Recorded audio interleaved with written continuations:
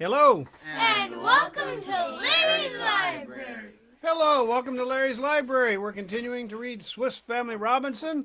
Yesterday was the Sabbath. We had a parable, and they rested for the day. And today, chapter 13, a conversation and a walk. Jack had finished the trial of his arrows. They flew to admiration, and he practiced his new art incessantly. Little Francis waited with impatience for the moment when he should try also, and followed with his eyes every stroke I made. But when I had finished my bow and prepared some little arrows for him, I must next undertake to make him a quiver. I took some bark from the branch of a tree which came off in a round form, and folding the edges over each other, I stuck them together with some glue produced from our soup cakes. I next stuck on a round piece to serve for the bottom, and then tied it to a loop of string which I hung around his neck. He put his arrows into it, and, quite happy, took his bow in his hand and ran to try his skill by the side of his brother. Fritz had also cleaned and prepared his materials for the cases when his mother summoned us to dinner. We cheerfully placed ourselves under the shade of our tree round the table I had manufactured. At the end of the repast, I made the following proposition to the boys, which I was sure would give them pleasure. "What think you, my good friends," said I, "of giving a name to the place of our abode and to the different parts of the country which are known to us? I do not mean a general name to the whole islands, but to the objects we are most concerned with." They all exclaimed joyfully that the idea was excellent. "We shall naturally begin with the bay by which we entered this country. What shall we call it? What say you, Fritz? You must speak first, for you are the eldest." "Let us call it Oyster Bay. You remember what quantity of oysters we found in it." "Oh, no," and Jack says, "Oh, no, let it rather be called Lobster Bay, for you cannot have forgotten what a large one it was that caught hold of my leg and which I carried home to you." "My advice would be that out of gratitude to God, who conducted us hither in safety, we ought to call it Providence Bay, or the Bay of Safety." These words are both appropriate and sonorous, and pleased me extremely. But what name shall we give to the spot where we first set up our tent? Fritz said, "Let us simply call it Tent House." "Well, that will do very well, and the little islet at the entrance of Providence Bay? And what we found so many planks and beams that enabled us to make our bridge, how shall it be named?" Ernest: "It may be called Seagull Island or Shark Island, for it was here we saw those animals." "I am for the last of these names, Shark Island, for it was the shark that was the cause of the seagulls being there, and thus we shall also have a means of commemorating the courage and the triumph of Fritz, who killed the monster." Jack: "For the same reason we will call the marsh in which you cut the canes of our arrows Flamingo Marsh." "Quite right, I think. But now comes the great question. What name shall we give to our present abode?" Ernest: "It ought to be called simply Tree Castle." Fritz: No, that will not do at all. That is the same as if when we wanted to name a town we called it the Town. Let us invent a more noble name." Jack: "Yes, so we will. I say Fig Town." Fritz: "A noble name, it must be confessed. Let us call it the Eagle's Nest, which I am sure has a much better sound. Besides, our habitation in the tree is really much more like a nest than a town, and the eagle cannot but ennoble it, since he is the king of birds." "Father, will you let me decide the question for you? I think our abode should be called the Falcon's Nest, for you are not arrived at the dignity of eagles, but are truly poor, simple birds of prey. And like the falcon, you also are, I trust, obedient, docile, active, and courageous. Ernest can have no objection to this, for as he knows, falcons make their nests in large trees." All exclaimed, clapping their hands, Yes, we will have it, the Falcon's Nest." "The sound is quite chivalrous. So health to the Falcon's Nest Castle," cried they, all looking up to the tree and making low bows. I poured out a small quantity of sweet wine and presented it to each to solemnize our baptism. "Now then," said I, "for the promontory where Fritz and I in vain wearied our eyes in search of our companions of the vessel, I think it may properly be called Cape Disappointment." "Yes, this is excellent, and the river with the bridge—" If you wish to commemorate one of the greatest events of our history, it ought to be called the Jackal's River, for these animals crossed it when they came and attacked us, and it was there that one of them was killed. The bridge I should name Family Bridge, because we were all employed in its construction and all crossed it together on our way to this place. Let me ask you all, it will not be a great pleasure to converse about the country we inhabit now that we have instituted names as if everything belonged to us?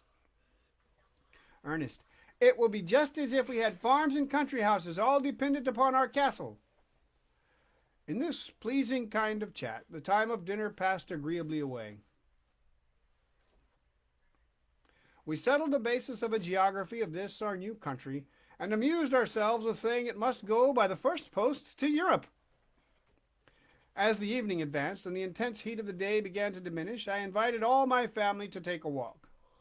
"Leave your work for this time, my boys," said I, "and let us make a short excursion. Let us seek, in the beautiful face of nature, the traces of the wisdom and goodness of the Creator. Which way shall we direct our steps?" Fritz, "Let us go to the tent house, father. We are in want of powder and shot for the little consumers of our figs, nor must we miss our dinner for tomorrow or forget that we are to secure a supply for winter." "I too vote for tent house. My butter is nearly gone, for Fritz took an unreasonable share for his new trade of tanning." "To tent house, then, we will go, but we will not take our accustomed road along the seashore, but rather vary our pleasure by trying to explore some other way. We will keep along our own little stream as far as the wall of rocks. It will be easy for us to cross it by jumping from stone to stone, and so to get to tent house. We will return with our provisions by the road of Family Bridge and along the seashore. This new route may possibly furnish some additional discoveries." My idea was highly applauded, and all was soon arranged for our setting out. Our route along the stream was at first extremely agreeable, being sheltered by the shade of large trees, while the ground under our feet was a short and soft kind of grass. To prolong the pleasure of our walk, we proceeded slowly, amusing ourselves with looking about us to the right and left. The eldest boys made frequent escapes on before, so that we sometimes lost sight of them. In this manner we reached the end of the wood, but the country now appearing to be less open, we thought it would be prudent to bring our whole company together. On looking forward, we saw the boys approaching us full gallop, and this time, for a wonder, the grave Ernest was first. He reached me, panting for breath, and so full of joy and eagerness that he could not pronounce a single word distinctly. The rest soon came up, and our expedition was resumed. That's the end of chapter 13. We'll move on to chapter 14, continuation of preceding chapter, Discoveries. Conversing on different subjects, we reached the long chain of rocks over which our pretty Falcon's stream made its escape in a cascade, delighting at once the eye and the ear in its progress. We thus reached Jackal's River, and from thence proceeded to Tent House, having with difficulty pushed through the high grass which presented itself. Our fatigue, however, was relieved by the beauty of the scenery around. On the right hand was a boundless sea. On the left, the island, with the bay by which it was accessible, and the chain of rocks, forming altogether an assemblage of the picturesque, equal to what the liveliest fancy could desire. We distinguished different families of grasses, many of them of the thorn-leaved species, and stronger than those cultivated in the greenhouses of Europe. There was also in abundance the Indian fig, with its large broad leaf, aloes of different forms and colors, the superb prickly candle or cactus, bearing straight stalks taller than a man, and crowned with long straight branches, forming a sort of star, while that which pleased us best, and which was found there in great abundance, was the king of fruits, both for figure and relish, the crowned pineapple, of which we all partook with avidity. Soon after, I was fortunate enough to discover among the multitude of plants which grew either at the foot or in the clefts of the rocks, the karata, many of which were now in blossom. As I was acquainted with the properties of this useful plant, the pith of which is used for tinder by natives, who also make a strong kind of thread from the fibers of its leaves, I was not less satisfied with this discovery than I had been with any we had previously made. Wishing to exhibit one of its uses to my children, I desired Ernest to take out my flint and steel.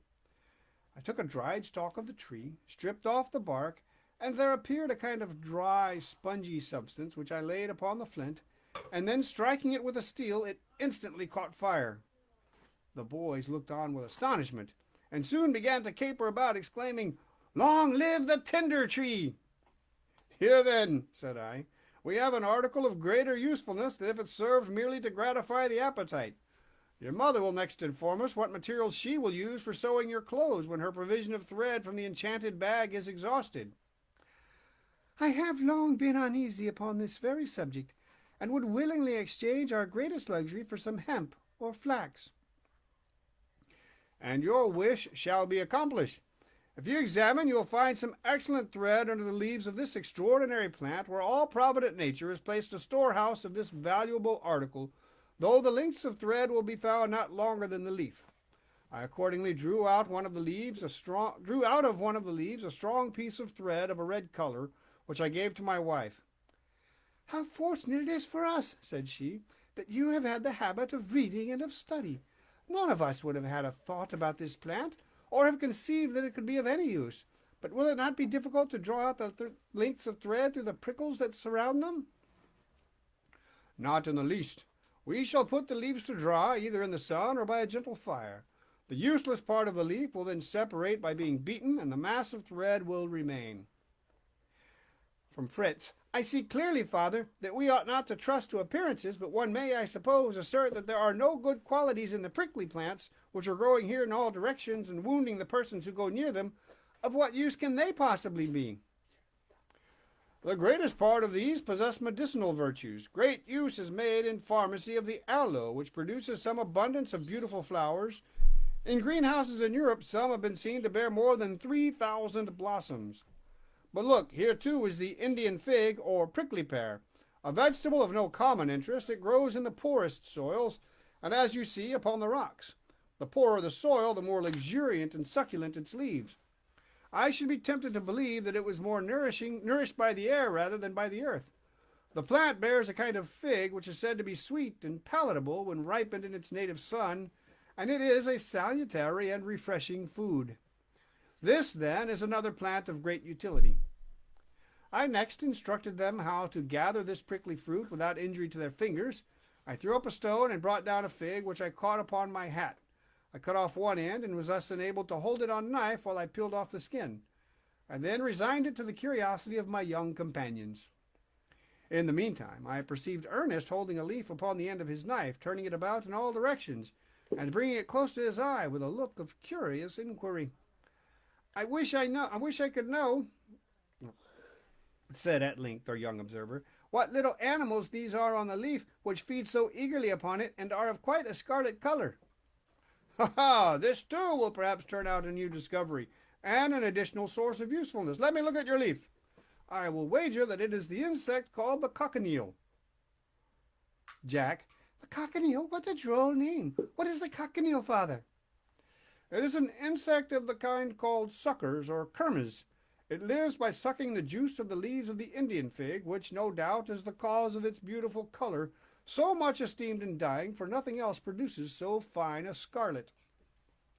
We reached Jackal's River, which we crossed, stepping with great care from stone to stone, and shortly arrived at our old habitation, where we found everything as we had left it, and each went in pursuit of what he intended to take away. Fritz loaded himself with powder and shot. I and my wife and Frances employed ourselves in filling our pot with butter. Ernest and Jack looked about for the geese and ducks, but as they were become somewhat savage, the boys could not succeed in catching one of them. The idea then occurred to Ernest of taking a small bit of cheese and tying it to the end of a piece of string and holding it to float in the water. The voracious animals hastened eagerly to seize it. In this way Ernest drew them towards him one by one with the cheese in its mouth, till he had caught the whole. Each bird was then tied in a pocket handkerchief, leaving its head at liberty, and fastened one to each game bag, so that all had a share in carrying them. We now set out loaded on our return. The ducks and geese, with their heads and necks stretching out at our shoulders, cackling with all their might, gave us a truly singular and ludicrous appearance, and we could not help laughing immoderately as we passed the bridge, one after another, accoutred in so strange a fashion. Our mutual jokes and the general good humor which prevailed served to shorten the length of the walk, and none complained of fatigue till seated under our tree at Falcon's Stream.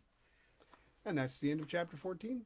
Chapter 15, Hopes of a Sledge, some short lessons and useful things. We'll do that tomorrow. This has been Larry's Library. Don't forget.